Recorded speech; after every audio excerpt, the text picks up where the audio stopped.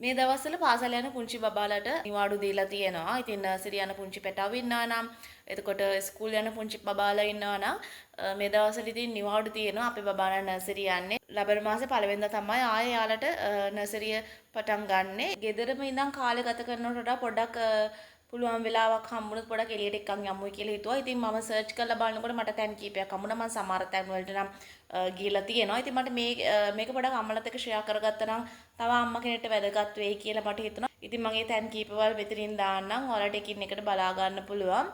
ඔයාගේ පුංචි පැටියවත් මේ තැන් වලින් එකකටවත් එක්කගෙන ගිහලා නැත්තම් බලන්න වෙලාවක් හම්බුන වෙලාවකට පොඩක් පවුලේ කට්ටියත් එක්ක සාකච්ඡා කරගෙන ඔයාගේ පුංචි පැටියවත් මේන් එක තැනකට හරි එකගෙන ගිහිල්ලා පොඩක් එයාලත් එක්ක පරිසරයේ විඳින්න.